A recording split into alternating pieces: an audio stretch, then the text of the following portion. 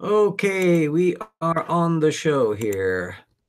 And there's our clickety-clack and tippity types and whirligigs that Peter, who is in the live chat sideline, can take a look at. One of these days, we may be able to gear up to the point of having clever sound to go along with it, but we're a long way from that. There's the logo that he came up with, Troubles in Paradise. Hi, I'm James Downard. I'm trying to obliterate creationism one source at a time from down in my little trench.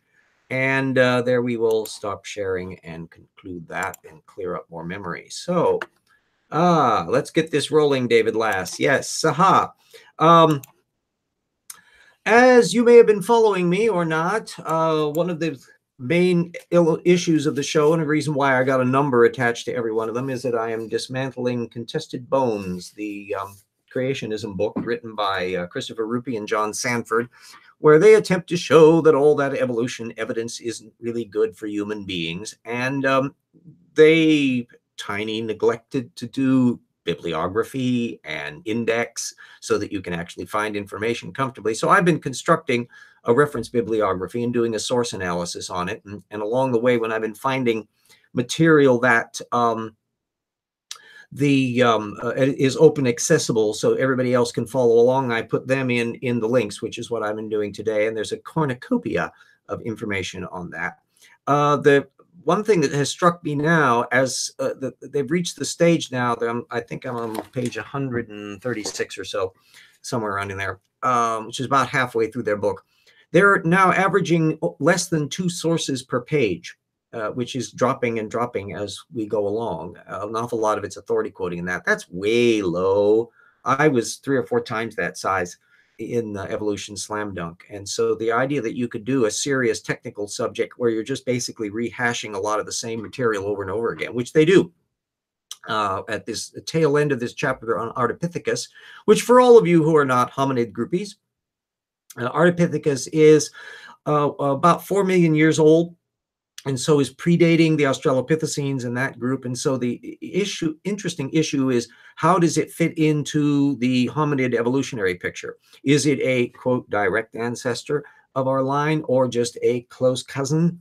And there's been back and forth thrashing up and down on this kind of thing. The other debate that has been raging about Ardipithecus to some extent is, was it bipedal or not, and how can you tell? There's a lot of fossils from it. For one thing, they found lots and lots and lots of fragments, so they were not an uncommon animal in their range where they were living. And the general view is that, yeah, they were bipedal. And there's this one guy, Sarmiento, who has done work with collaborators, who doesn't like that. He is in favor of it being a quadrupedal animal primarily, that it can walk upright short ways in the same way that chimpanzees and others can do, but not as a habitual thing. And that's been the back and forth. Well, Rupe and Sanford want to pigeonhole all of these ancestral ones as ape. And so he basically cherry picks the parts that fit the argument, which involves Sarmiento stuff. Problem is there's a side 2 to this. So one of the things I put a link to was Sarmiento's criticism of Tim White's paper. And I put the link up to it because, fortunately, Science, when they have commentaries back and forth, they're open access all the time. So I put that up, and White's counter argument. White and et al., Lovejoy, and all the rest did a commentary response to comment. And guess what didn't show up in Rupe and Sanford? The response to the comment. In other words, they are only looking at the evidence that fits their position, the authority quoting that fits their position, and they're not dealing with the data that doesn't fit or working out what their model is to be able to test it out. I'll try to, since I'm all by myself here, I will attempt to monitor also. Hello, Lavender Lady and Wonder Lady and David Lass, who is finally able to hear live what we've got going on here. I'm still in the cusp as the weather starts getting colder and colder here, and I may end up bundled up in a coat later on in the year because of the inability to handle oil prices are going up. Anyway, for the furnace. But Rupe and Sanford, the main point work was done by Rupe for this book. And he is essentially the one who's trawling around for information that fits the argument. The thing is that there was ample material, even in the sources that they were drawing attention to. One of the papers I couldn't get full access for you guys to see is the Sarmiento and Meldrum paper that I could get a hold of, but it's not openly accessible. There are backdoor ways that I've been able to get a lot of material from college friends and connections and other things.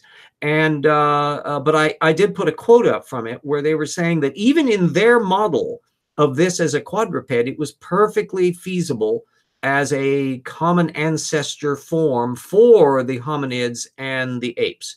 So even from their star witness of Sarmiento, it had information in it that made the picture broader. And if you look back in the linkages, I think I put White's paper up in one of the earlier evolution hours on this. I didn't want to do over repetition of that primary source material, but you can find the back doors to a lot of that if you read Sarmiento's piece and White's rebuttal, and then look up that paper and check to see if you can get it online at a college thing or through ResearchGate or whatever. You can follow up on it. And I encourage everybody to do that. As charming and witty as I am, don't take my word for it. The whole point of the source methods thing is to prod people to read the original material and to become familiar with the jargon and the issues and what bones look like and the terminology, so that if you bump into a doctrinal creationist or somebody who has read contested bones and decides this is telling you the truth, that you'll be more knowledgeable on the subject to be able to respond to them. And that we all work together as a network. The hardest thing, the most frustrating thing in combating anti-evolutionism is having to come up reinventing the wheel all on your own, to have to do all the work yourself, to research everything on the fly. No, you want to find ways of connecting up, and I want to help create ways of connecting up to where people can gain access to the relevant information really quickly. Ideally, eventually you want to get colleges to have better linked material. There's stuff that they have at like the University of California, Berkeley, that I see a lot of people using as tweet bait to throw at creationists, and it's unreferenced and generic, like a paragraph or two. No. That's not going to cut it. That's way too thin. That's just throwing one dogmatic position at another. No. We want to be able to engage on the methods floor and the source methods basement. And that's the other area that I really want to get into. Look over here. David Lass, yes, creationists regulating what information they give to the audiences make them seem more cult-like. Well, I won't use cult-like per se, but it is understandable when you're talking in an echo chamber. And this is just as true in left-wing atheist bunches. There's a certain degree of echo chamber there. The hardest thing is to be able to actually interact directly with people that you're radically disagreeing with. The important point about source methods is that the more people demand to see primary source material and wonder why you aren't offering primary source material, and demanding that people say what they think happened and be able to grapple with all the information that's thrown at them, and to show knowledge about as much information as possible, to be aware of the downsides and uncertainties of their model and fairly reflect them instead of just presenting a dogmatic, well, this is the way it is, situation. That improves the debate. And I would contend that ideologues and creationists fall into that category are going to fall by the wayside. And there will be some people who are evolution defenders who probably will have to shut up under such a mode, because they're running off of secondary material. All they may be doing is channeling Jerry Coyne or something, which is accurate information, but it's still no substitute for primary source. Frustrated atheists, yes, echo chambers are indeed everywhere. And boy, it's gotten only worse in Trumplandia, where you have such a political and cultural divide, where people are trying to circle their wagons and then fire bombs at each other. That's not good. We have, in many respects, even with the creationists, there are underlying commonalities of interest that unite us, but it gets lost in the shuffle because everybody is trying to defend their doctrinal trenches. The one area where you won't be able to find common ground is at the source methods level, because if you are dealing with somebody who has fundamentally flawed source methods, they can literally confuse primary and secondary sources at the drop of a hat. They don't fact check the secondary material that they view, or even the primary material that they may view. They don't have a model that they've worked out of the big four issues that I've talked about in previous shows. Any one of those is a serious problem, and they are probably intractable. That it's very difficult. A mind that can do that easily is probably unpersuadable, and they're never going to change. No amount of education, no amount of information, no amount of take a look at this paper, it's not going to do a damn bit of good. So what you need to do is put a little asterisk against them and realize, uh-oh, they're part of the problem. They're not going to be part of the solution. And that's the measurement of fundamental methods. Same thing as Aristotelian logic. I mean, if somebody that can make a logical mistake where they make a conclusion jump that doesn't follow, no matter whether the evidence is true or not, the conclusion doesn't follow, those are people that you're not going to be able to reason with. So you need to be able to triage ones who are potentially reasonable people, but have been misled by their narrow source base. And there are examples of that. There was a guy who was a Republican operative who had been swallowing a bunch of climate change claptrap from the Heritage Foundation. And apparently he's low on the Tortucan mindset because he at some point started to fact check it. And at that point he realized, uh-oh, what I've been talking about all these years was wrong, and changed his mind notably. Doesn't mean you have to give up his political conservatism or anything else, but the source methods, I think fairly is a big difference between Tortucans and non-Tortucans. And my suspicion is that it's a normal distribution curve, that there are relatively few people who are Tortucan rut-free, and relatively few who are eye-twitching Tortucans, and the vast majority of people are in the bulge. How high the bulge or how deep or whatever, that's another matter for the cognitive and social theorists and stuff, if they ever pay attention to the concept, can deal with. Just as a slight aside, because I'm writing the new book with Jackson Wheat on the Answers book, The Rocks Are Still There, we're calling it. And he is putting a bit on the Tortucan concept in there. A thing that just occurred in just recent technical literature in relates to what might be involved cognitively with this Tortucan idea. And one thing that I mentioned in Slam Dunk related to the anterior cingulate cortex, which is an old primate social conflict mediation system that we co-opted as well for self-deception. And there's a good argument about how self-deceptive people are often more successful in real life. So there's a selection pressure in favor of it. And I think it's also the case that the anterior cingulate cortex shows up in teleological thinking, which is the driver of conspiracy theories and creationism. So there's a nexus of things going on that is most extraordinary. Anyway, hi everybody, is the people in there. David Lass had been wanting to see, I think he'd been watching a lot of it not live, so apparently the time zone clicked and we're right in the situation where you can actually watch it. The source methods is a way to approach a data field. And I hope that you won't necessarily want to look up every single one of the things that I've linked to, but give them a whack. Check them out, look them up, see what it is. You can check, as I did an earlier show with Apevist a few weeks ago, about how you shouldn't feel intimidated by technical literature. You may not understand it to begin with, and you may not reach the stage where you'll be able to deal with it rigorously if you get into somebody who is a technical minded sort, but nonetheless, you can get a sense of the landscape that way. And you can become familiar with the journals that are involved and familiar with some of the people involved with it. And all of that is to the better when you're trying to deal with people who are trying to name drop an authority quote. Well, they'll say, well, this thing from Solly Zuckerman definitely disproves, and you can go, oh, I know about him. And so you can be familiar with the players and familiar with the issues more and more. And ideally, find a subject in this area that you are genuinely interested in, the sort of thing that you're going to want to know about independent of how it relates to creationism or evolution. And that's one that you can focus in on, and then you can be sidebar interests so that you can learn the material to make use of that.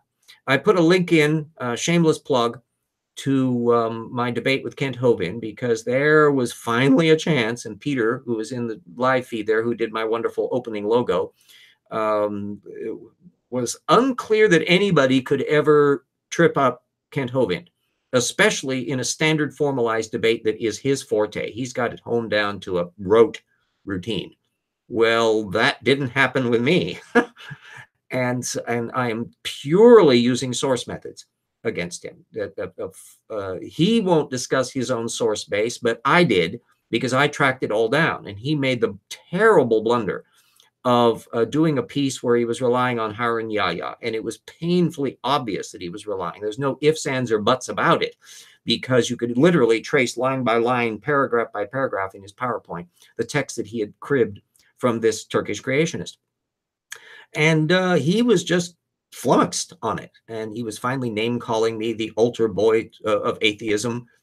I hadn't been discussing religion in the show. I was trying to discuss source methods and scholarly method and the details of bird anatomy and source analysis.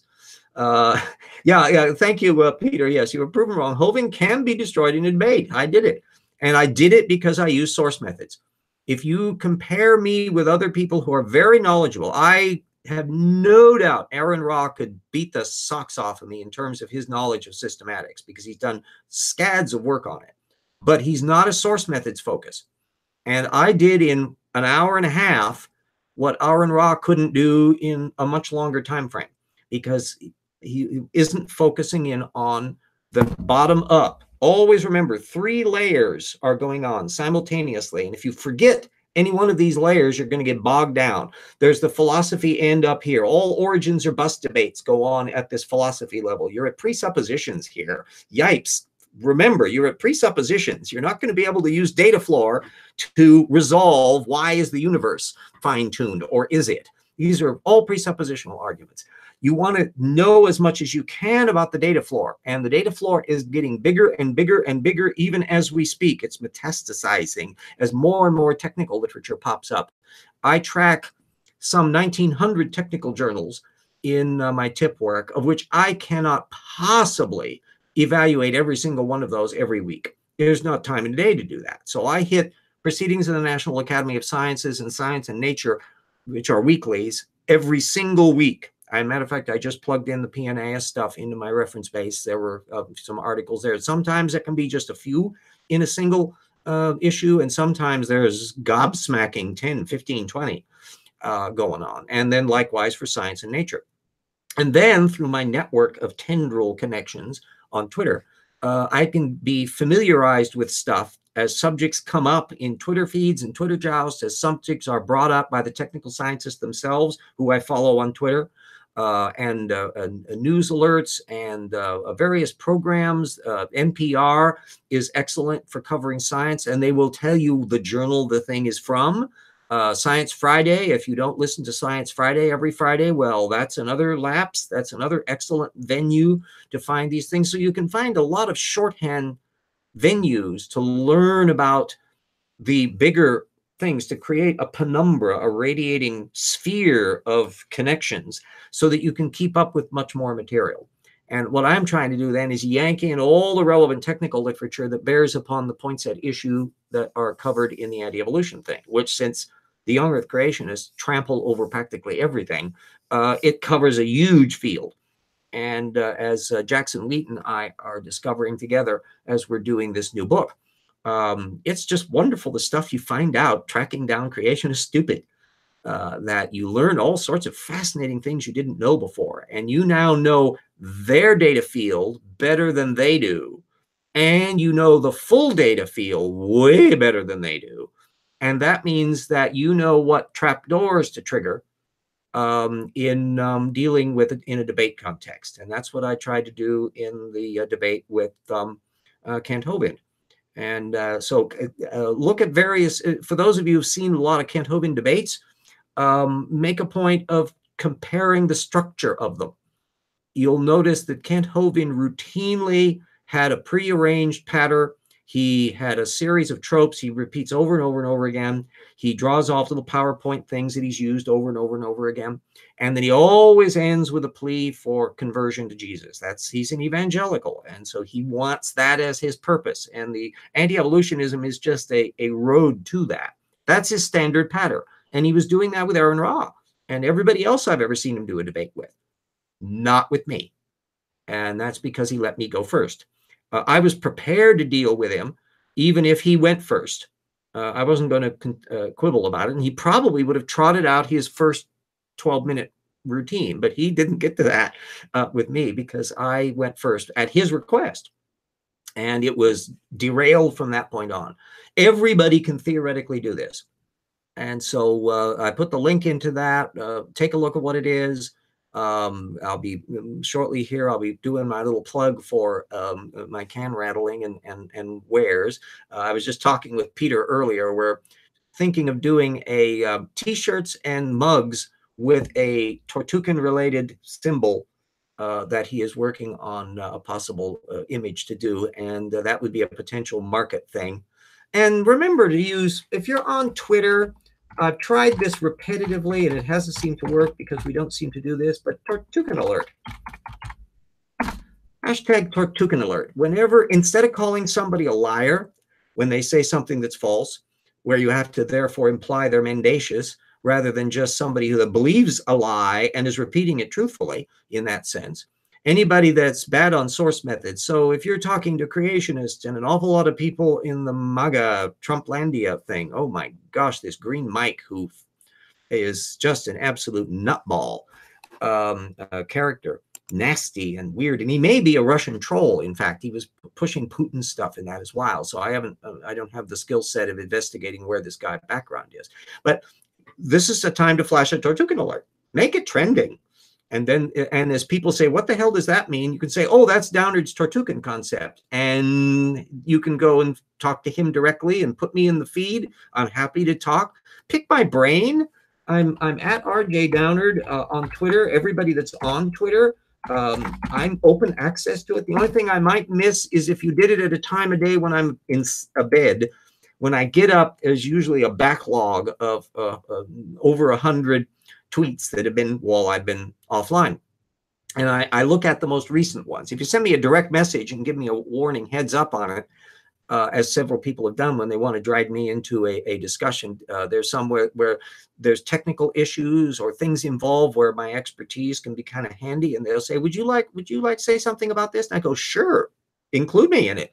So if you have a thing, just link me in, put my thing into the tweet, and I'll get the notifications as conversations go back on that. And I'm pick my brain.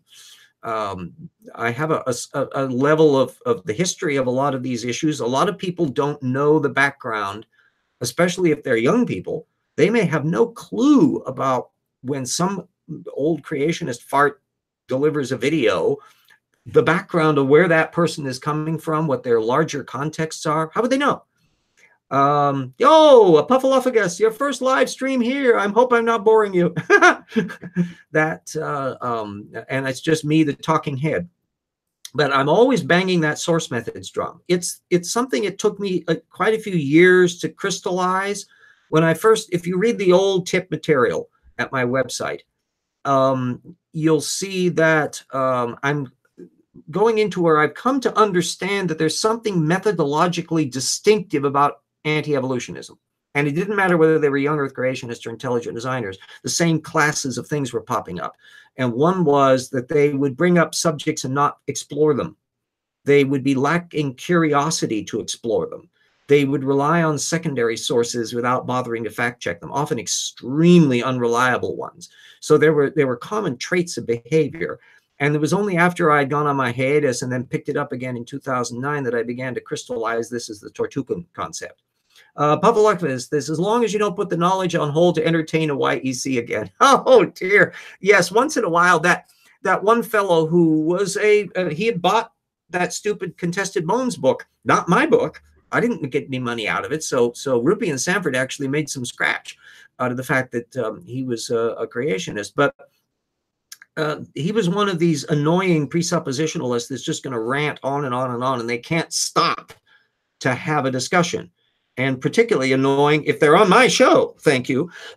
I get to decide if people get to shut up or not. If I go on somebody else's show, I have to abide by their rules. But please, you know, if you're just going on and on like an exploded sewer, it's not helping any. And so I wanted to find out whether or not he ever checked anything. What was his source methods? And he didn't want to deal with that. And you will find that it's a common trait that I've now started to use as part of the weapons kit, that you ask source methods questions. It's not a natural thing for people to do. Even Jackson Wheat, who knows the shtick, and Pelagia and other people know the basics of it. But in the fury of debate, the tendency is to go to the data floor and your own expertise, and to explain your own expertise about the data floor. And Aaron Ra does the same thing. And I have to contain myself not to do that and immediately, and instead to come at source methods up first, because there's a rotten basement underneath the creationist methodology before they get to the data floor. And once you expose that rotten basement, the data floor just bloop, disintegrates, and you are in the position to be able to cover it all rigorously. I think my camera was going berserk because my hands were in front of the autofocus. My apologies to those in the audience as downward goes blurry. Anyway, and so this is a thing that I think it's so powerful a tool that it's just dumb not to make use of it more. Anybody that follows me on Twitter by now should have spotted the fact that I use that source methods approach constantly. And boy, does it shut people up. You can't get a Tartucan to offer where they're getting their sources from, either because they don't know, they don't remember, they just looked at something and saw it on a video or read a book somewhere or heard a preacher somewhere, and they don't really know a heck of a lot other than the tropes. Or they do know and they don't really want to bring it out because, uh-oh, this is a creationist source and that anti-evolutionist is just going to say so. Oh, I'll go way worse than that because we'll investigate it and find out, gee, how did you fact check it? Did you bother to fact check it? Did it occur to you to do that? I'm functionally fact checking all the technical literature as I go, because when I find a material, an item that leads from one thing to another, and I'm looking at their source base and seeing what it is, you're able to measure how reliable and fair they are with the source data.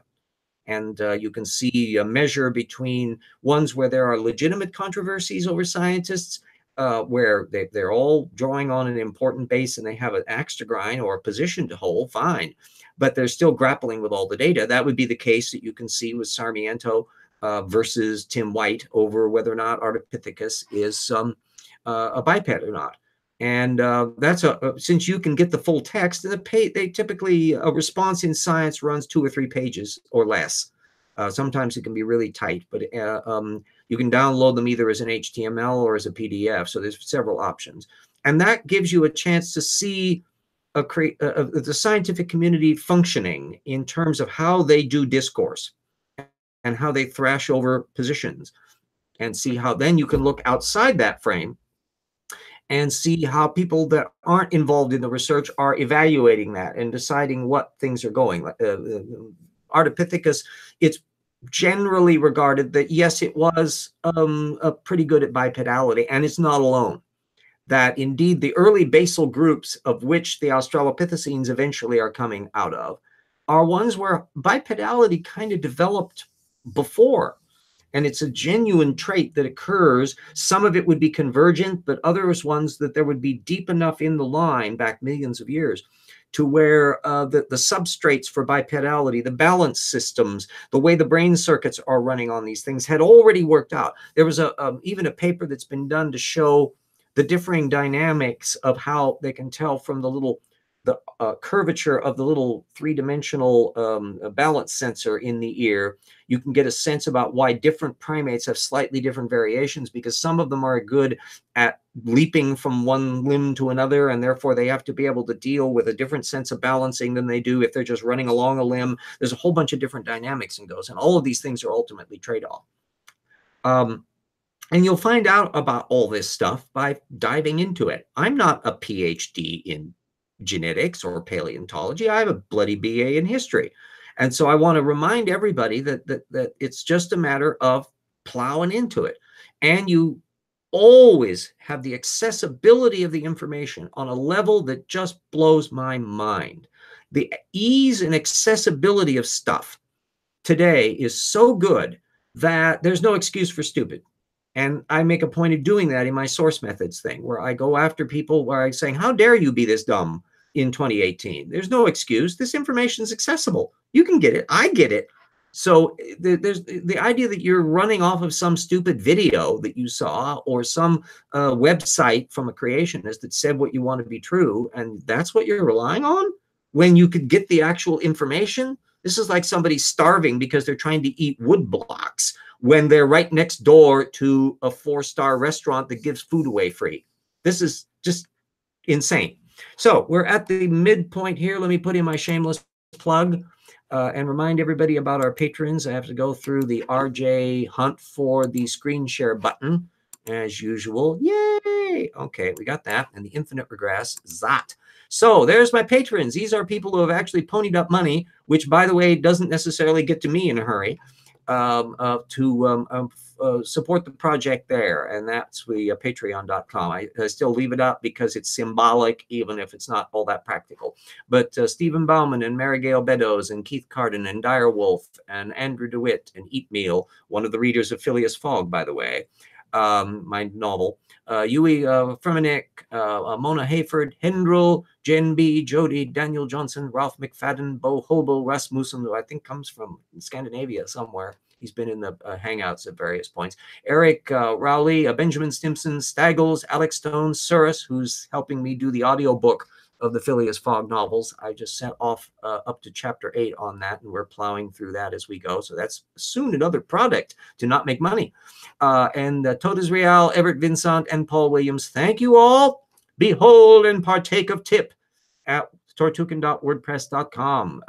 Add it to your smartphone, add it to your PC, download the PDFs. There's also a tortucan.com that's kind of a training wheel version that's got HTMLs. I'm still way behind the curve on expertise, and everything is volunteer done, and it's clunky and primitive compared to what people with big budgets can do. Shoot me. I'm doing the best I can here. And then if you really want to help in the direct money department, from buying RJ the equivalent of a cup of coffee to maybe becoming a sustaining one, I'll do the public broadcasting thing, you know, $5 a month. That's $60 a year. If enough people did that, dozens or more, that would make a colossal difference. And the idea that I would have kind of a trickle of income coming in addition to my Social Security and my stray book royalties, that I could kind of count on to anticipate stuff and maybe be able to put fuel in the tank and buy a new pair of shoes once in a while. Those sorts of things are just kind of the dream that I have here at TIP. Well, there's my can rattle and all the rest. I put links up to a link up for Slam Dunk, the book, Evolution Slam Dunk, because good gravy, I put a lot of work in that. I'm immensely proud of it. I wrote on a subject that literally had never been done before. That's why I wrote it. Quite a few years ago when my GoFundMe was kind of crawling along, not doing terribly well, and it's still not doing terribly well. I think 186 people on the planet have helped. Thank you, 186, but this is way below what Kent Hovind gets. Or flat earthers for that matter. Holy moly, some of the support those people have. It's just, you're going, what? Anyway, some people would say you need to gather together your material and sell it on Amazon. And I could have taken 3 macroevolutionary episodes and done that, maybe buffed it up a little bit, but I didn't like that idea because I'd already put the material up free. And I want to keep everything exactly in that mode. As you can see from the clunky operation that I have here, I do not have sponsors. I do not have advertisements that interrupt the show every half an hour or 20 minutes there where you have to click a thing after 5 seconds to get rid of the commercial for the whatever. No, it's all volunteer supported and it's completely commercial free. And that means I'm not beholden to anybody for speaking truth to science and power and trying to be as fair and reasonable as possible. Anyway, so when I found out ways of doing the self-publishing thing after I'd done the Paralogs novel, which if you like Jules Verne, get that too. It's a really nice book. I'm really quite pleased with that too. I'm busily working on the second one, by the way. But Slam Dunk was one deliberately targeted to fill a hole. I knew from my tip research that there had been very little done on the reptile-mammal transition from the science defense point of view. It was oodles done by scientists. There were books on it and technical literature up the yin yang, but it wasn't publicly very well known. The subject didn't pop up nearly as much as bird evolution and whales and others that are fabulous examples of macroevolution, but they're also, they have some little caveats here and there. Bird evolution snags on the fact that we have very bad fossil record for prior to the Jurassic, so we don't know what's going on before Archaeopteryx much. But none of that is with the mammals. And it was possible that because so few mentioned the reptile-mammal transition, you could actually have a compendium that literally covered all, and it's only like 20 people, of the anti-evolutionists who have bumped into the reptile-mammal transition. And so I want to make it a star because it's neat. It's us. It's how we have our jaws and ears and all of that. It's also incredibly fabulous examples of stupid coming from the intelligent design camp, coming from younger creationists, from David Capege to the late Dwayne Gish, and the ones that circulated Answers in Genesis, and the English Truth in Science bunch. And there's a whole bunch of people just shooting their foot off at the data floor level. And I felt that this was important to do. So I constructed Slam Dunk with that in mind. And those who have the book, be sure to rate, review it. There have been 14 reviews so far. I know more people have the book than that. Let people know about it. One thing I still have yet to be able to get is a regular publisher to do a second edition. Christine Janis said that all it needed was pictures to be college level, and I didn't have the rights to the pictures. And plus, I would want to do an updated edition. That I've got a whole stack of material that I would be folding into a revised edition, and if I could have the illustrations of the various fossils and technical illustrations, stuff on the chloroquine mutation case and all that I discussed with Michael Behe, it would be kick butt. And plus, I would be able to have a regular publisher where I would be going on book signing tours and might be interviewed on various venues and all of that. And I would be looking forward to that. And that would also help broaden understanding about the concept. Things to do. Gosh, I'd love to be a guest on Neil deGrasse Tyson's Star Talk, but no way apparently to get him to pay attention or notice. So maybe people say, hey, find out about that. Keep helping plugging away on this. At the moment, I'm functionally invisible. I'm at way low of a level in terms of noticing people. Peter once said that he was kind of flabbergasted that I'm not on book solid on lecture tour. And I go, yeah, I kind of wonder that too, because I'm darn good at lecturing. And I'm kick butt at Q&A. Even Pete Bagassian's jaw dropped at how comfortable I am, because it's like theater, it's improv. Whereas Pete's an academic, and when I gave a lecture, I put the transcript up. It's up at the tip website of the speech that I gave. I couldn't afford to have anybody videotape the damn thing. But he is much more uptight when it comes to Q&A. And I see a lot of lecturers who do that, to where they have the hour-and-a-half show and then a little quick spurt of 20-minute Q&A. Oh, no. I like the other way around. Quick half-hour presentation to get your points across, and then Q&A it. Get down and dirty with the audience. Portable microphone, talk, eye contact, communicate, spread.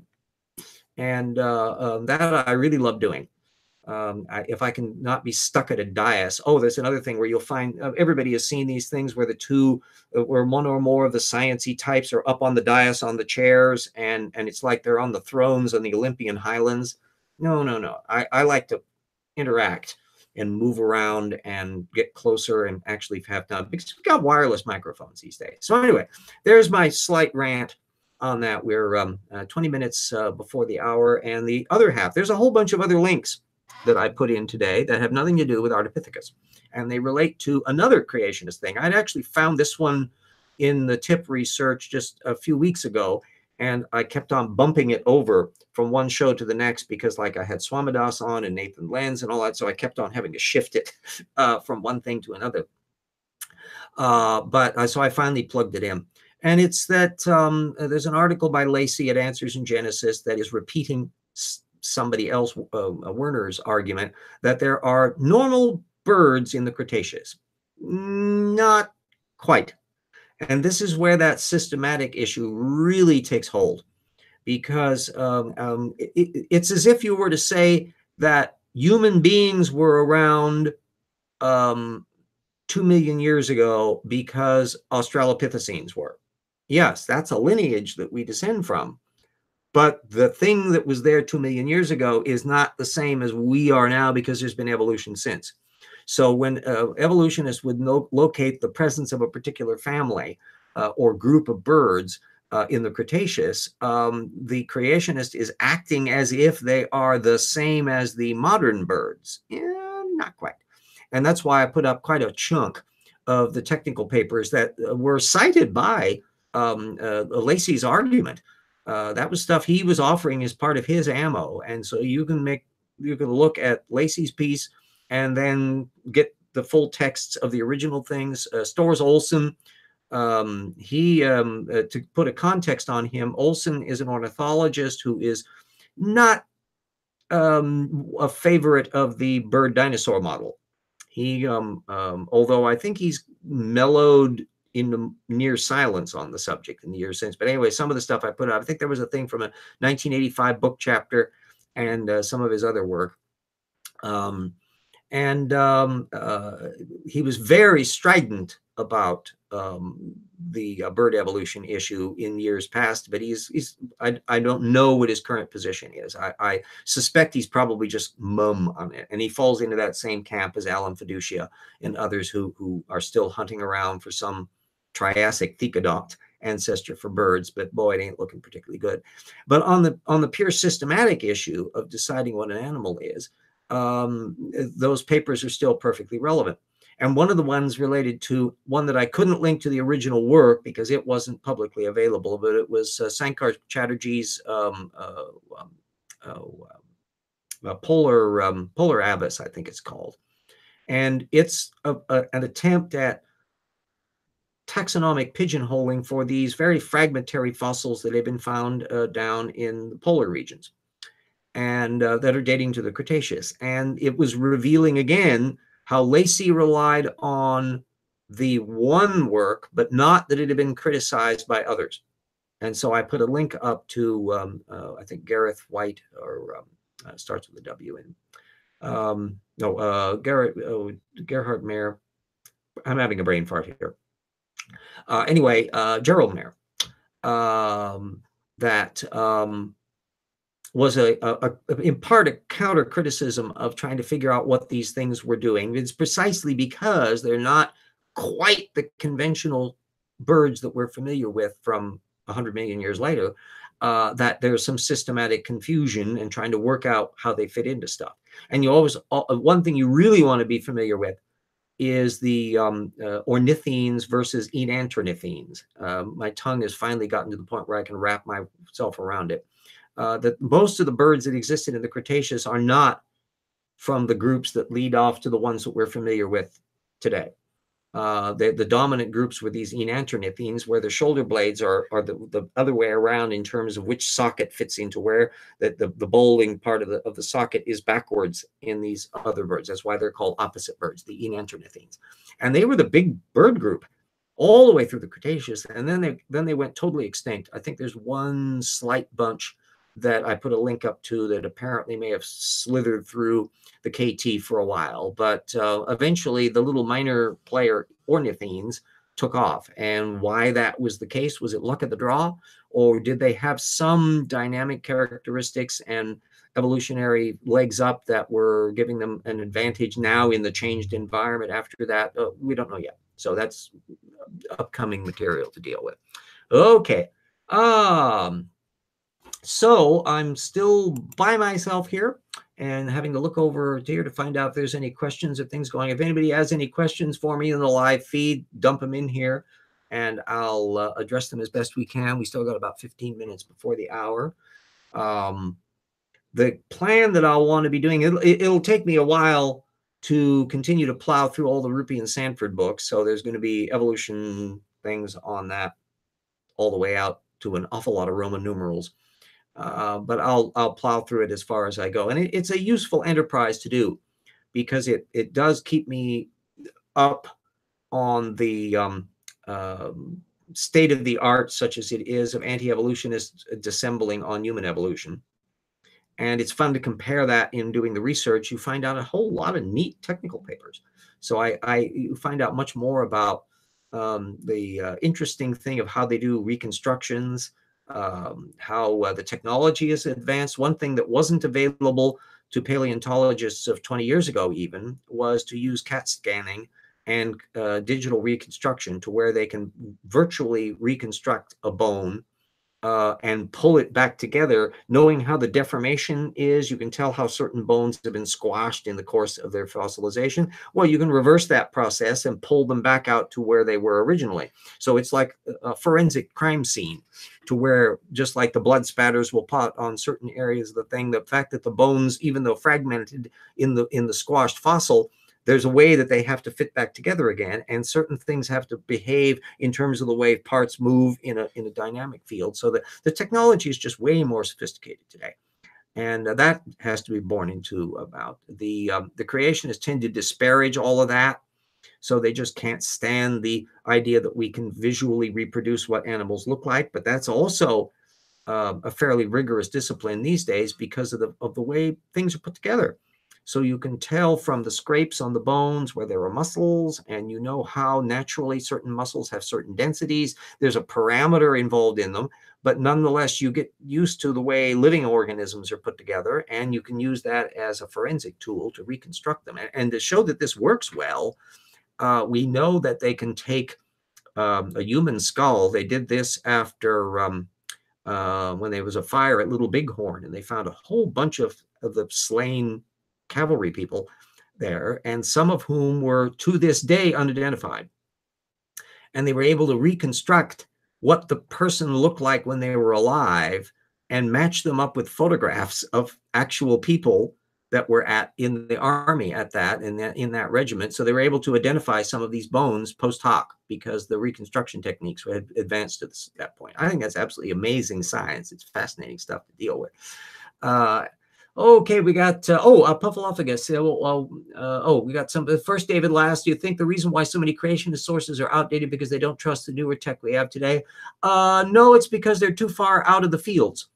They're parasitical. They're only dealing with certain side issues. They're usually not workers in the field. So there are very few paleontologists who are anti-evolutionists.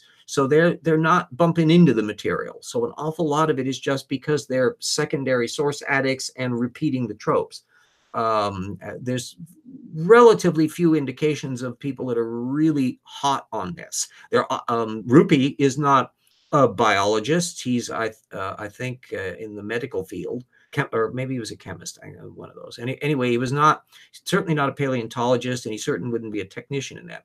Puffeloff, I guess I'll get to yours now. I'm wondering if I could ask you some questions about your preparation method for your Hoving debate, specifically what pitfalls you were keen to avoid. Oh, excellent questions. Oh, yeah. This is open up RJ's hood. The first thing I knew was I had my ammunition straight. So I knew I was going to hit him hard on a direct example, current, of his misrepresenting source material. This was just blatant. I had literally done a whole video on it, and it's one of the earlier evolution hours where I had discussed the subject, and I made a point of letting Kent Hovind know about it repeatedly. And I made that the one link, only one, that I insisted that be put in the debate. And so in principle, Kent could have found out about all this in advance, but he didn't think to do that. The pitfalls regarding him related to his stock in trade debating form. And I had heard it enough times to where there was going to be very little that was going to be new in a Kant-Hovind debate. So the only issue was how I was going to respond to it. If he had gone first, I would have been saying that what we've just heard is the rote routine boilerplate. He dismisses fossils in principle. It's just, and I already had a prepared package of things I could say that could be compressed down to a minute or so that would be relating to a counter argument. But because I went first, he never got to his standard argument. So I dispensed with that, and I alluded to it, I think, in a sentence or two occasionally when I started on my own. It says what we're going to hear from Kant will be this, and I basically presaged, predicted what his whole argument would have been had he actually got around going first. Oh gosh. Yes. Well, that's I will be I will venture forth. And I will do something that says people say that should never do, and that is which is the direct Google Hangout link. And anybody else that pops in, behave, kids, because theoretically I can pop you because it's my room, and I can delete you if necessary. So there's the link to that. Normally putting that open-ended, but I am more open-ended on people coming into the room, because if you do have the control of the Hangout, you can get rid of them. You can eject them from the room if they are annoying. Actually, the creationist that was here before, I didn't eject him. He left because I wouldn't let him rant on and on and on. I can always theoretically mute him. Some people are more congenial to deal with. When Jackson Weed and I had a chat with Mike Riddle a little ways back on his channel. Mike was the same way that when I bumped into him when he was in Spokane. He's very amiable, and he's perfectly open to chat. He's dull as a sack of hammers on the data front, completely clueless, but he's nonetheless perfectly amiable to deal with at that level. Others are much feistier, and so it's just a matter of personal temperament. This pops up. They always want to have a sense about where people are coming from in terms of their personal temperament.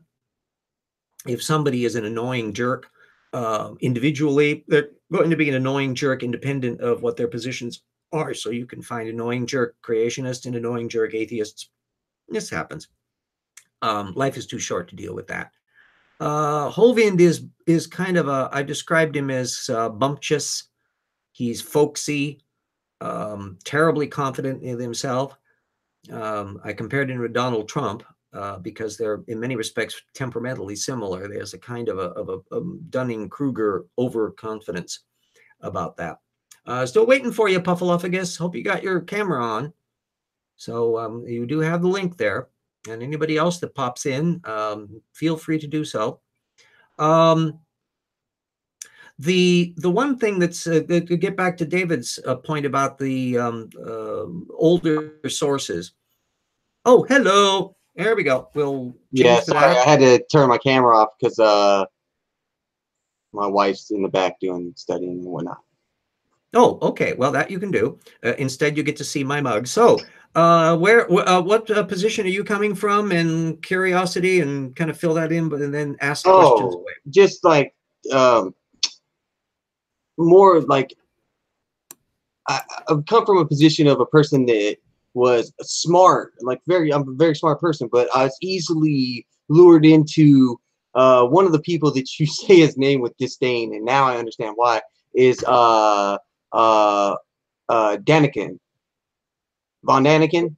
Eric von Daniken? Yeah, Mr. Ancient Astronaut. Yeah, because so many of the things he said and the way they put on the production of it and everything, it just lured me in. Like, this has got, and they got the History Channel. Oh, and that little twerp that is his flack on the History Channel, the stuff they do on the Ancient Astronaut stuff. You know, he's very personable, and von Daniken is kind of a professorial thing. He still does lecture circuits and all of that.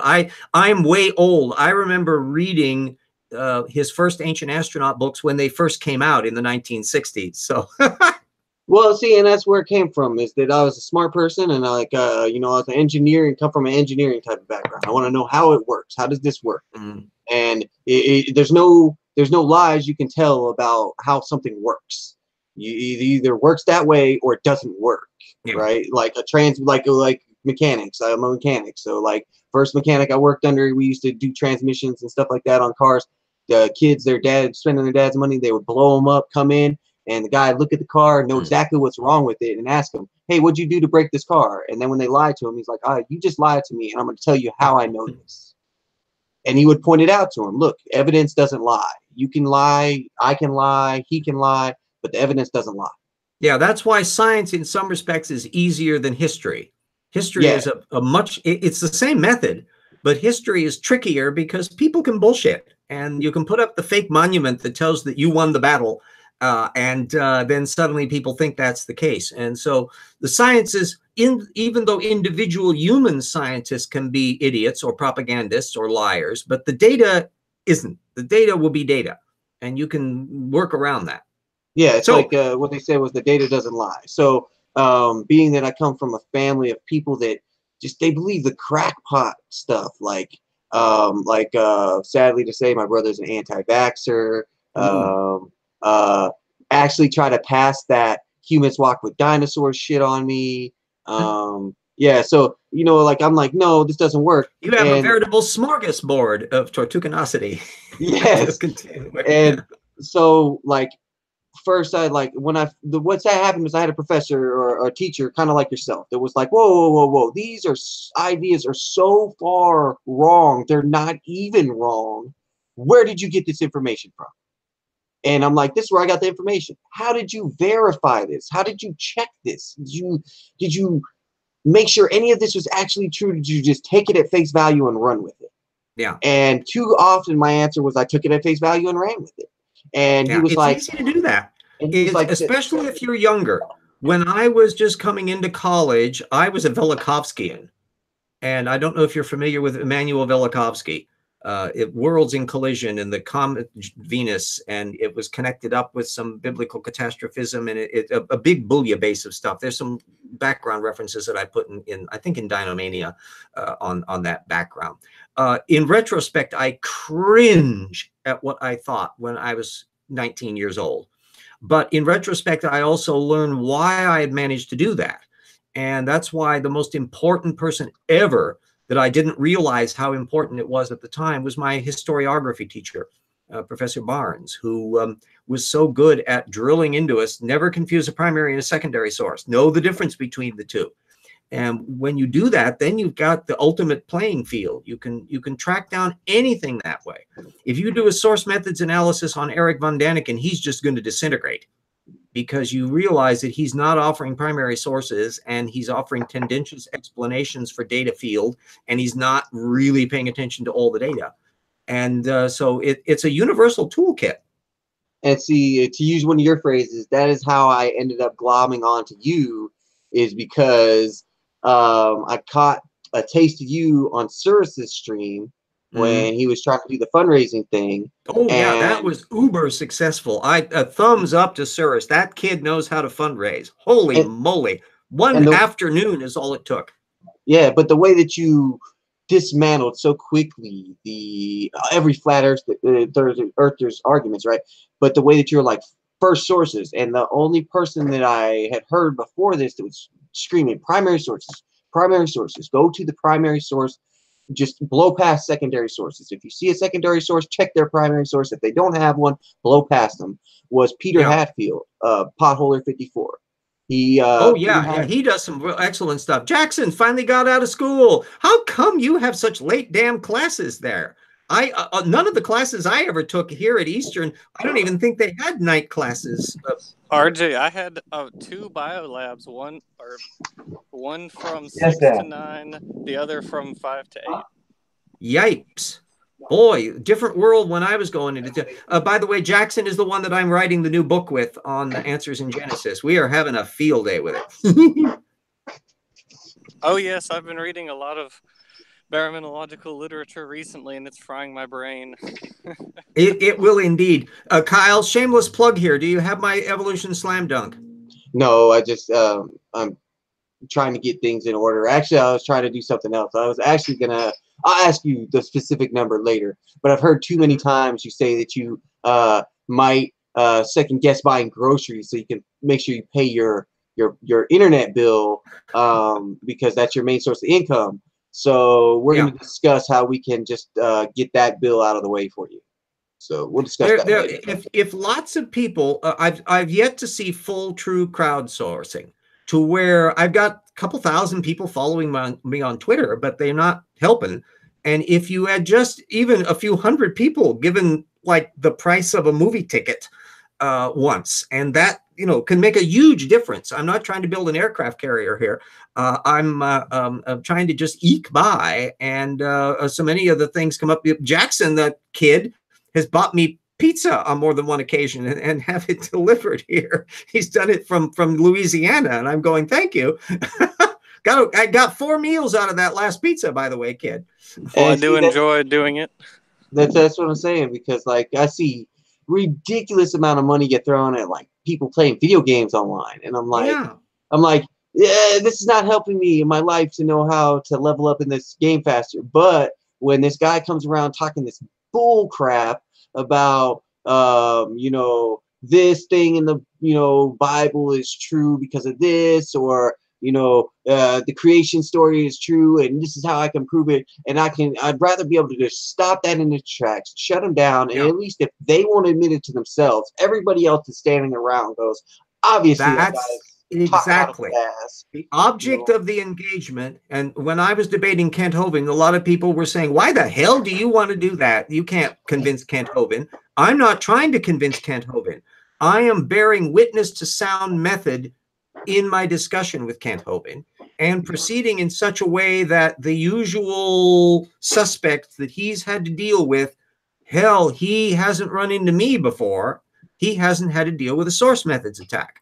And I don't think it's easy to respond to a source methods attack, because the only way you can do it is by starting to be careful on your sources. And if he starts to be careful on his sources, he implodes because his argument is indefendable. Well, see, and that's the thing is, I see the way that you describe why you say you believe that Kent Hovind is honest in in what he believes, that this is the truth, is because he doesn't know the other stuff. But like someone like to me, Ken Ham, he knows the other stuff, and that he is. He doesn't actually. He's a bottom feeder like Kent Hovind. Well, that's the thing is, though, he's bumped into enough of the other stuff to brush it down and knock it to the side and say it doesn't exist. He knows it exists. He may not know the details, but he knows enough of it. I think that Ham, I mean, maybe Jensen might be, I would say, is higher up on the food chain as far as being familiar with evolutionary arguments, but Ham is just it's all about tropes for him. He doesn't really care about secondary redactor. He doesn't even read his baraminology stuff. Well, the reason why I say that is because I found out the origin of the whole Ken Ham creation arc thing, whatever. And he's a pretty shady guy anyway, so he makes me seem like, okay, so it seems like this. There's two different type of people, right? There's one type of person that they never find out that they were ever really wrong. They never truly have to face the fact that they were wrong. And so they just go, oh, well, this other person's just saying this, right? But then there's the other type of person that I know they have to run into the true fact that they were wrong, right? And from my perspective, my personal perspective, I am deeply embarrassed when I find out that I put out information in such a way that I purported it to be fact and find out that I was 100% wrong, but if you're a craven sociopath, you wouldn't have to worry about that. And there are an awful lot of those in the creationist That's what I field. think. I think that. I mean, yeah, I agree. Those people that can just when we find out, people like us find out when we put out, factually inaccurate information, like I have before in my videos by accident, then we are quick to retract what we say, correct it, and move on. Creationists can't, and they won't, and they can't do that. Because they have a non-negotiable line in the sand. And that's why the whole Tortugan model is based upon that there's an object of desire.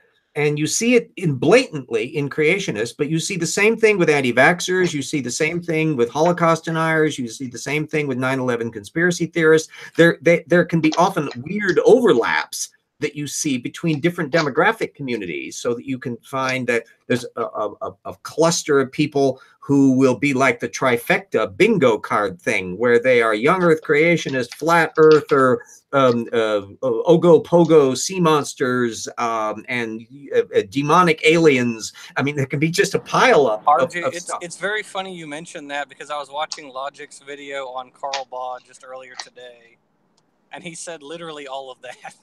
Oh yeah. Baugh is again one of those weird, flaky bottom feeder ones, and he's had a very, very long career, and that connects you with the Kent Hovind brand. If you look at Kent Hovind, he is at arm's length, and I pointed that out in the debate between Answers and Genesis. The Jensen Snelling types kind of look down their noses at him because they regard him as theologically suspect and factually suspect. So you've got, one of the points about scholarly analysis is to know who the players are and how they form demographic and interconnected networks, so that then you can target your responses to their frame and not have to worry about fighting another frame. If I'm dealing with a Kent Hovind, I'm not trying to deal with Michael Denton, who's an intelligent design groupie. There's a totally different repertoire of responses you would deal with under those circumstances. That's why if those, do you follow me on Twitter, Puffalophagus? Yes, actually I do. The thing is though, some of the debates and the discussions that I would like to bring people like you or Landon Knoll or Steve McCrae into, right? My circle of friends, I feel like I'm trying to drag them out of the mud, but to bring someone like you in would just be like going into a room full of goldfish and just beating them to death with a bat with nails in it. It's not at all. It's not fair to them. It's not fair for me to do that.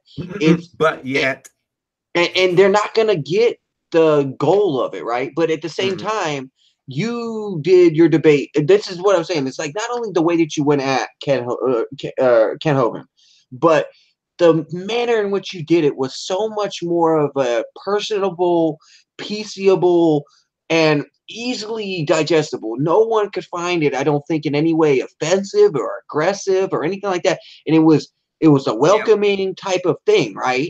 And how it just showed his pettiness when he got so angry that you called him a bottom feeder, and he just got mad. And I'm like, well, and he had to do something which he didn't normally do. He had to improvise against something he had never prepared for. And he'd never been attacked in a source methods direction before. That's one of the dangers of doing the top-down, philosophy-down, data floor approach. That's the typical way of dealing with him, is that he's used to that. Because he ain't used to me. He ain't used to source methods. One of the things you brought up was how Aaron Rod debated him, and it was more of a ideological beration, right? Like more than a direct refutation of his points. It was the ideological beration of his platform, and to me that only shores up his base. Like, because what they see is, oh, this guy is coming with whatever Ken Hovind already told us that this is what they say is the truth. Not that it is the truth. They say this is the truth. And now he's coming and trying to use this as insults or a weapon or whatever. And you're like, look, here's the facts. This is what he's going to say. If he's not going to say this, allow him to refute that statement right now. And his him and Han was confirmation that, yes, that was what I was going to say. And I didn't have anything else. I love the fact that he doubled down on the damn solar issue. That was another terrible mistake. And I actually tracked down the material that I posted it in the commentaries.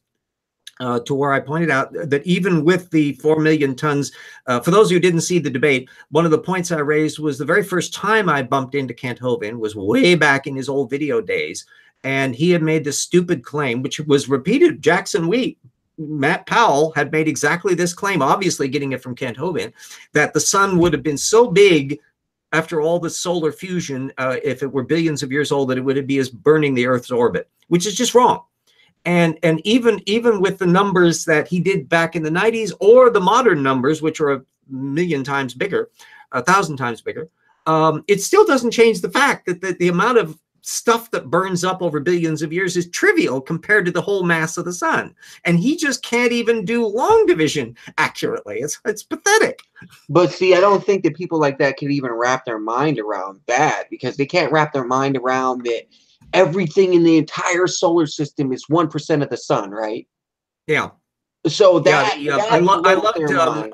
It's not just saying Jupiter is 1%. Everything else in the solar system, including the Oort cloud, of right? Jupiter plus debris.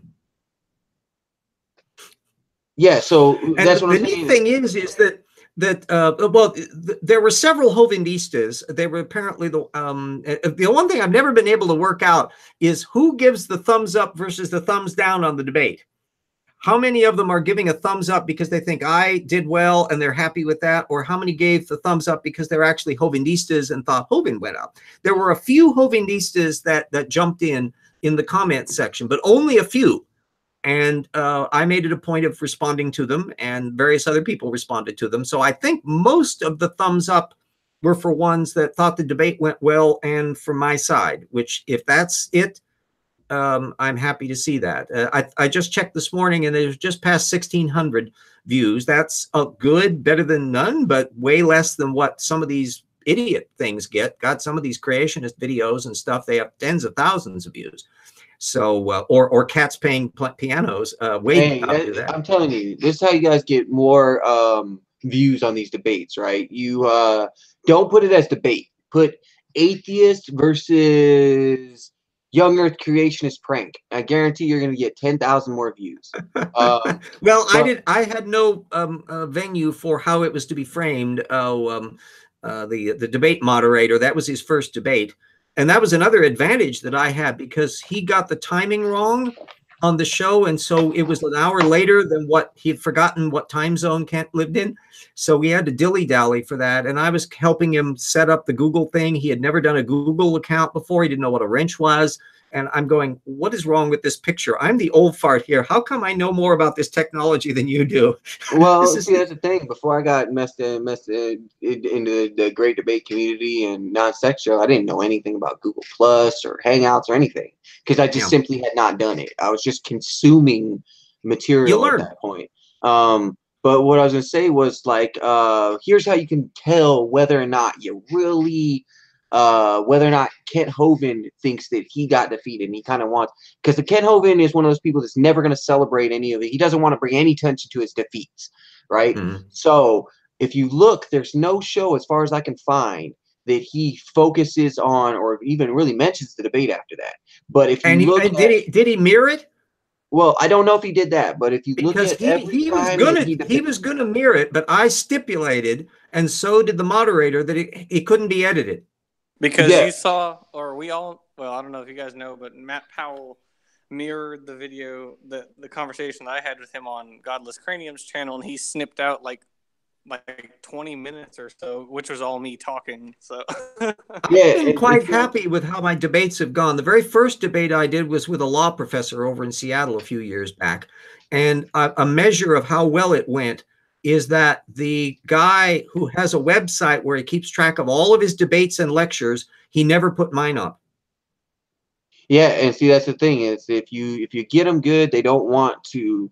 If they do no justice to themselves, right? They don't want to put it up there. Which I kind of agree with what you said, is that if they get on the stage, their objective is met, right? But in your case, you don't have a widespread brand, and yet you came to the knife fight with a 44 Magnum, and you were ready to go. And that's the thing is, if you look at two things you do. You know your opponent. So I'm very familiar with his work, and I've studied it for years. So I know what his points are and the arguments he makes and the styles he do. Anybody who is a YouTuber with a public lecture history like that, for heaven's sakes, be familiar with it. Duh, you're looking into their head. You're seeing their apologetic style. So there's no excuse other than just failure to investigate. That's one side of it. The other side, of course, is looking at it from a source methods example. And the fact that I had that ready ammunition on that stupid Phacoopteryx video, it was like the Lord hath delivered him unto my hands. Oh, boy, that was a mistake, Kent, to relied on and that's what I was going to say, is if you look at when he debated King Crocoduck or any of these other people, King Crocoduck, he destroyed him. He trounced him as well. Or Aaron Ra, any of these people that Ken Homan has debated, right? If you go look, he will dedicate at least one show to basically salving his wounds, and in letting his followers heap praise upon him and be like, no, you didn't really lose, because in there he can show that at least in their eyes and the narrative he's built up, that personal attacks were made, this, that, and the other, and he can go, well, this is, it's not about the science, it's not about the truth, it's about coming at me, right? And the thing was, because you didn't play spin it. Yeah, you didn't play into any of those games, but you also thoroughly trounced him, like you flogged him to death. And I loved why I don't think I was very proud. Pelagia called it a mic drop. Yeah, I mean, very honored at that.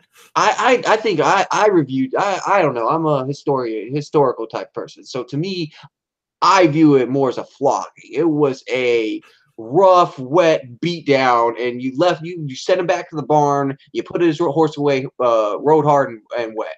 So, I was following too. I was in the live chat tweet thing as well, and I was paying close attention to it. In fact, the very first question that was asked me, I was really looking forward to. I would have brought it up had somebody not already put it up.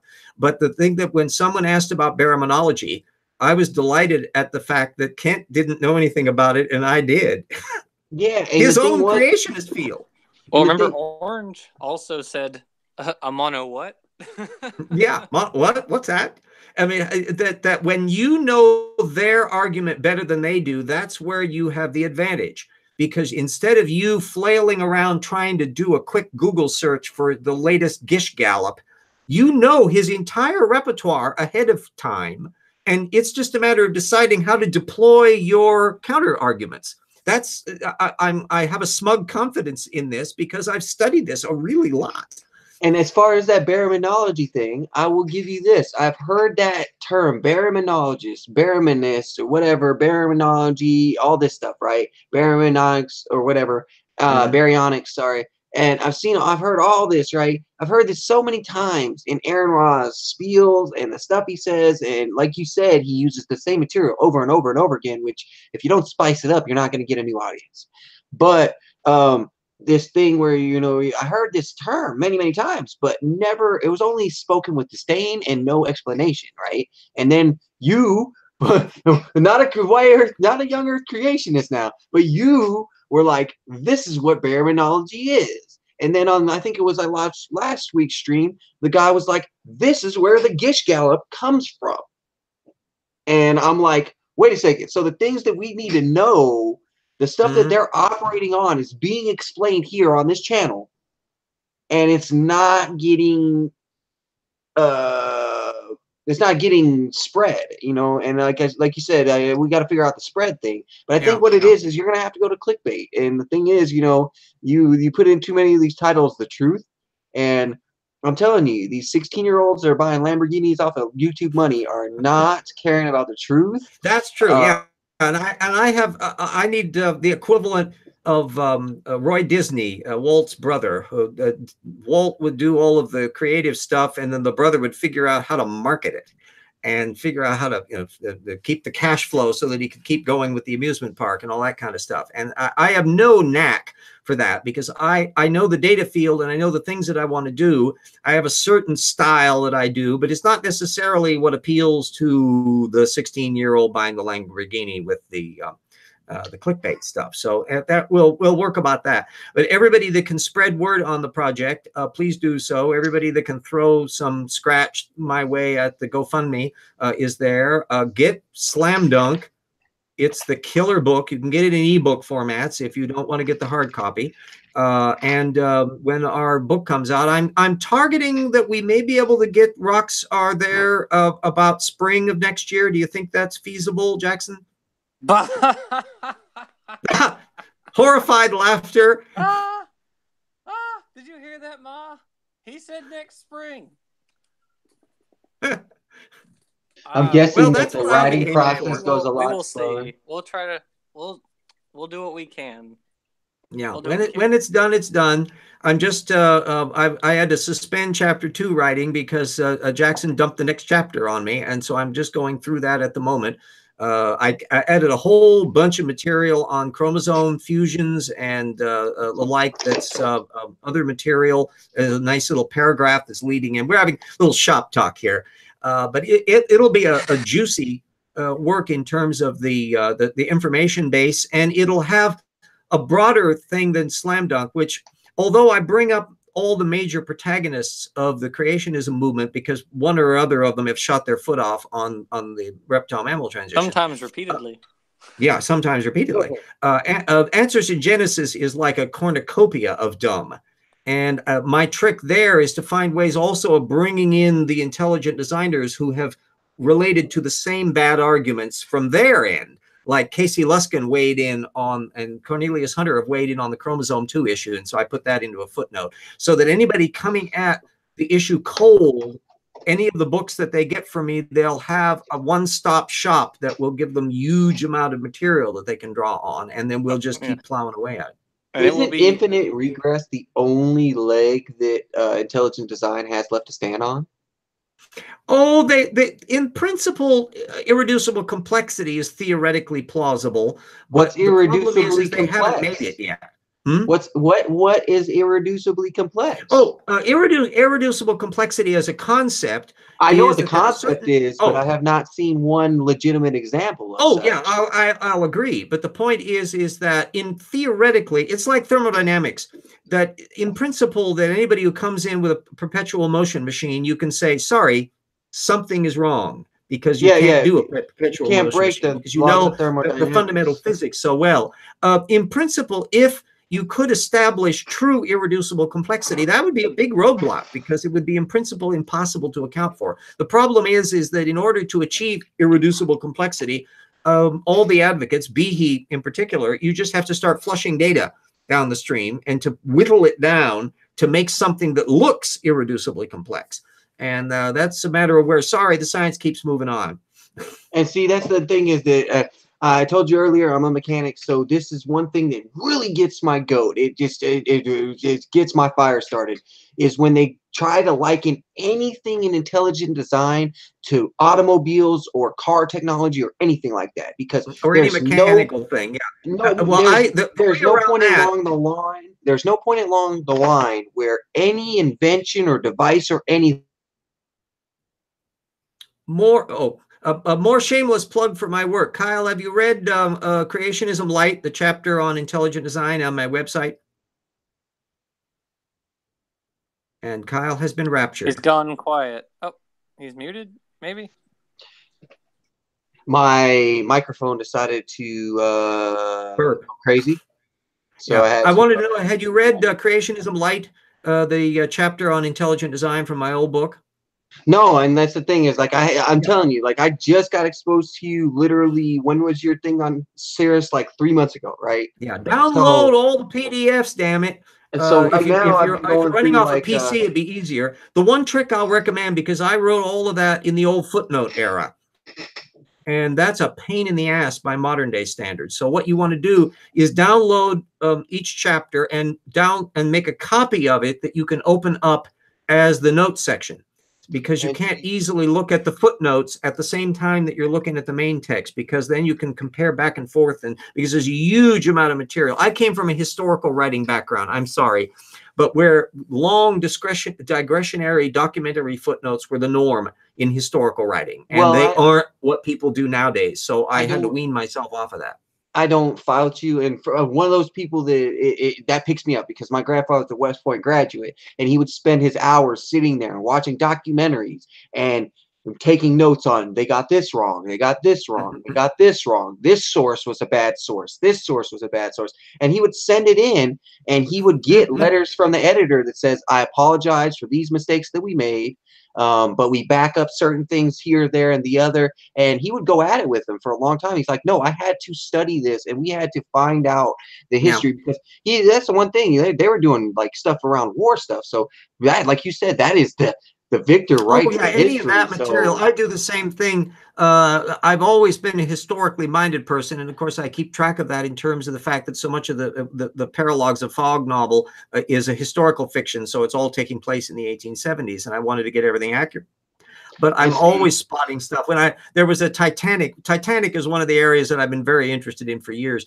And when the exhibit that they showed over in Seattle that I visited, I traipse around through that, and I'm pointing out where they were getting their data wrong.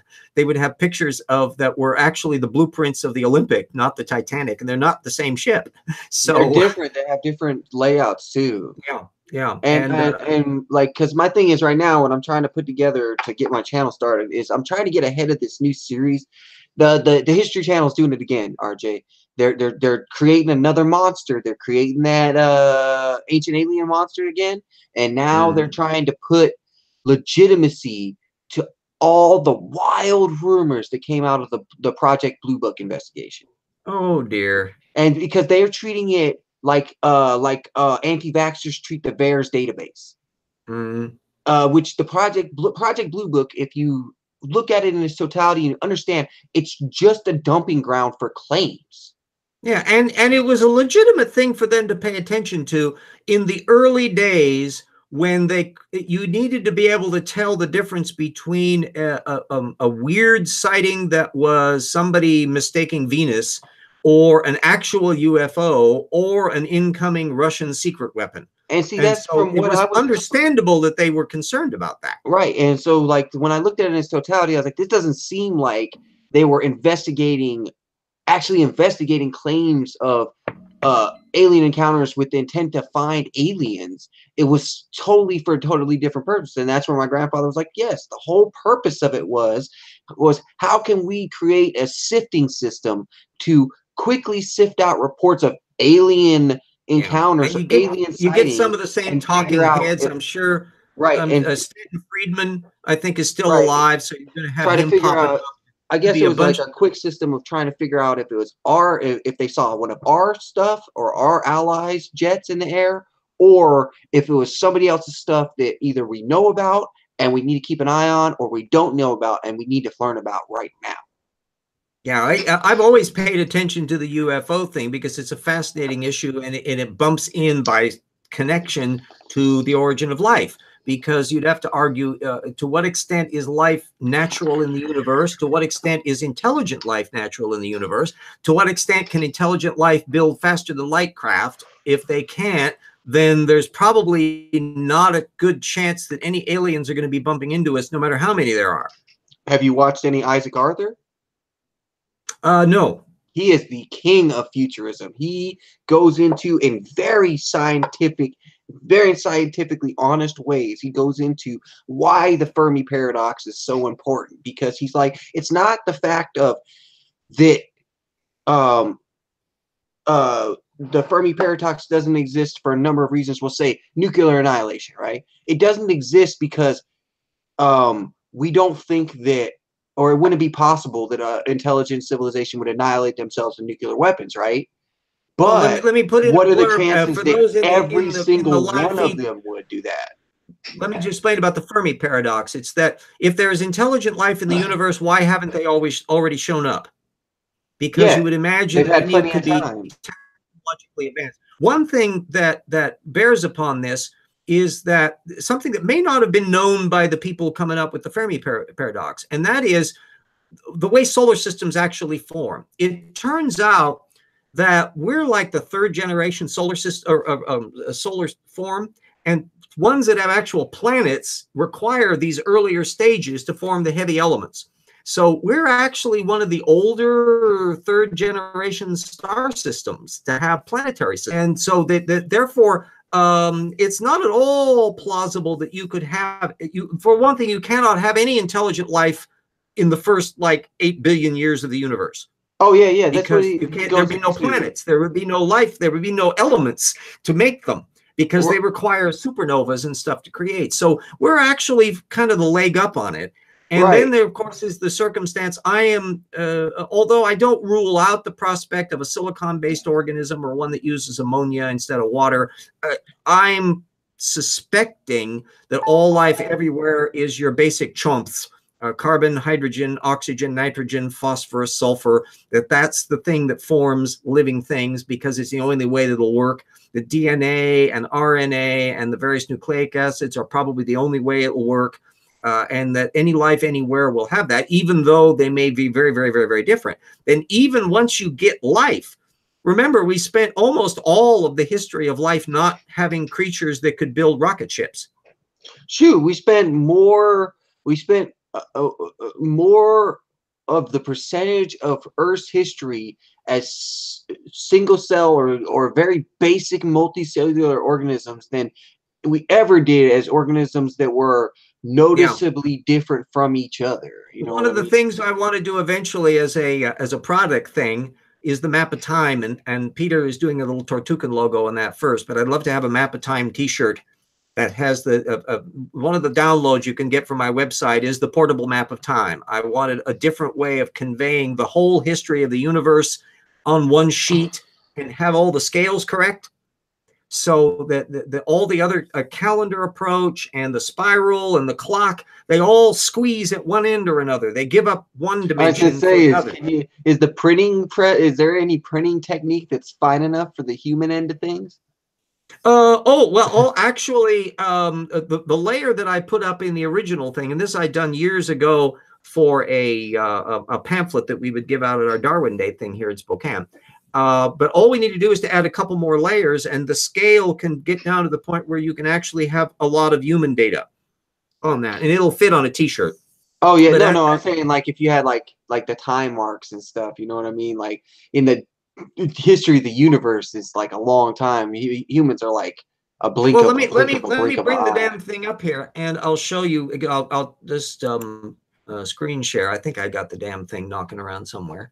But yeah, because that's one of the things that surprisingly stands as one of the problems in the Fermi paradox, is that even given that you need, like you said, a third generation or a star with a sufficient number of heavier elements to form intelligent life, even with that, there still should be enough time that, at least in our own in our own galaxy anyway, there should be noticeable life somewhere else where the light has reached us. At least they may not have got here, but the light should have reached us by now. Well, then the other problem is, can you travel faster than light?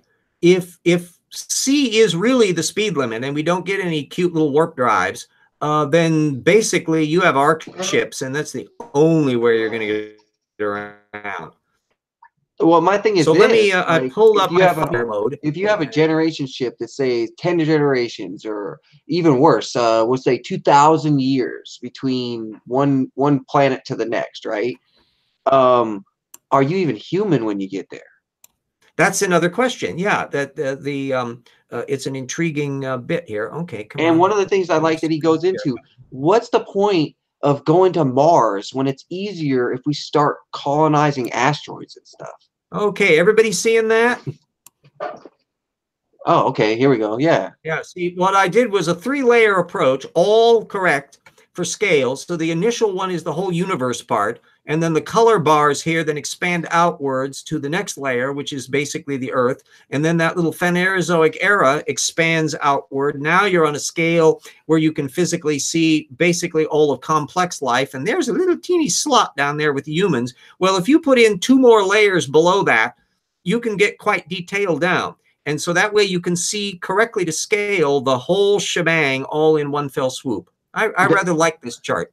Yeah, I was gonna say, because I was like, "Where's the one for humans?" Because I'm like, we're getting there. Way down here, which would be way at the. It's so tiny up at this scale that you couldn't possibly even see it. And you can see all of this time here. I got the first stars and galaxies, aging early stars exploded, supernova, oxygen-producing cyanobacteria, the Earth formed, mass extinction events, all of that. It's amazing how much information you can cram into a particular thing. And I wanted to maintain that scale so that you could really have a sense about how everything is nested in time, and you can have a sense of the short scale time versus the big time. Anyway, you can download this from the website. I put it up there. I feel like that t-shirt design right there, we don't even need to talk about fossils or DNA.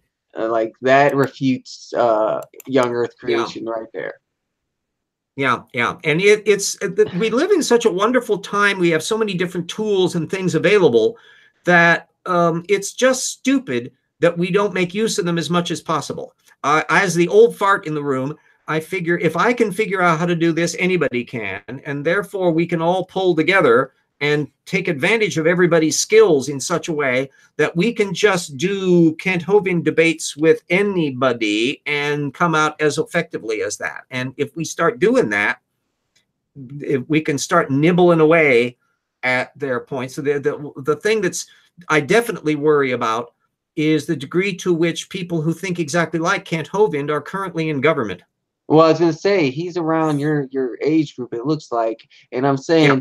do you realize how rare it is for people of your age group to be like, yeah, technology, let's use all of it? Oh, I've always lived in the future. So Right, I've always, but then you should understand how rare it is. Like most of your generation is like, technology, no, that's a bad thing. Keep it at bay till I get out of here. Here's shows you how my mind works. Back in the 1960s, when the old, I don't know if you remember the Man from U.N.C.L.E. series, there was a oh yeah, movie. I want that phone. I want the shoe phone. I've been waiting for the shoe well, phone. that's something else. That's Get Smart. Get Smart. But yeah, the Man from U.N.C.L.E. But they had like a communicator in a pen where you would put a little antenna up, and it always had rather scrabbly sound. You know, it was very, very inefficient. And some of them looked like a little transistor radio. And I thought, no, what a spy needed was something much better than that. And this was about 1966, when I thought that what you needed was a thing that was basically like a portable keyboard, and it had number entries, and there was a visual display thing that would fold up off of it, and it would be completely portable, and it would communicate by satellite, and it would be all battery powered. And so you would have a portable workstation that you could carry around with you. And I thought a spy would have. It was a laptop, but none of the technology existed. And then 20 years later, fast forward to the 1980s, and a friend of mine and I were doing a science fiction story that was set in the 21st century. And the time frame we were thinking about was the 2020s. And we thought, what would be the future technology? Well, there would be supercomputers we would have, and they would have on board ship, very advanced computer systems, but you need to have a way to interact with them. So we imagined that was something about the size of a credit card that we called a pad, that you would be able to speak into and touch screen, that would allow you to interface with your heavy duty computers. Can you hear me? Yes, okay. Yes. How many are you supposed to eat? It says 200 grams, so there's like 9, 8. There's like 8 or 9 in each one. I figure like 1 or 2 at a time. I'll do one. Well, if you come up with the if you had a patent in that idea, you could have like made Betamax. Yeah, I know. It's like Arthur C. Clarke always fretting that he didn't patent the geocentric satellite. The geosynchronous satellite idea that he had come up with in the 40s, but he go, oh well, too bad. Anyway, so we're way past the show here. Thank you for coming in for the questions and comments, and we'll shut down for the day. And Vestia says she's 62 and owns a software consulting firm and I love technology. Yes, never count us old farts out, and always hold us to account, because we're cleverer than you might think. Yeah, no, I don't count you out. I'm just saying, just have a respect, an awesome respect for that you are not the majority, and that we need you guys to speak up. We need you all to. And I'm doing the same thing, not only with the science, but also with the culture and the history. That there's such a vast array of things that human beings have done, and both stupid and good, and it's just not good enough for us not to know about them. So historical illiteracy, scientific illiteracy, cultural illiteracy, people who don't know who Shakespeare was, or the Kama Sutra, or the writings of Su, the military strategist in China, that all of those things are part of the cultural heritage of human beings. And if we ever do encounter space aliens, everything they've ever come up with, which is clever or stupid, we would want to know about, and avoid the stupid stuff and make use of the clever stuff. Well, it's like, yeah, that's what I tell people that are like these, they're like, I'm in a militia. I'm like, so you know about the game of Go? And they, what is that? Ah, yes. To this day, the Japanese will use it as a military strategy technique. It's one of the rare game forms that's very. It's a tactical strategic game, and Well, that's how the Vietnamese beat us in Vietnam too. Because they used the game of Go, occupy the most amount of space with the least amount of troops. Yeah, there was a whole philosophy to it. In fact, an awful lot of games have deep, interesting roots. A lot of very ancient games were probably offshoots of divination systems. And then they kind of became secularized and people just found they were fun to do. So that whole dynamic of cultures that create games with specialized implements to do things that serve no apparent purpose, that's a very human thing. We do that. Anyway, thanks all for showing up for the show today, and we'll plow ahead on things. If you haven't got Slam Dunk, for hell's get it. And if you do have Slam Dunk, let everybody know about it. And because the RJ can use the royalties, and it's a good book. Okay, night.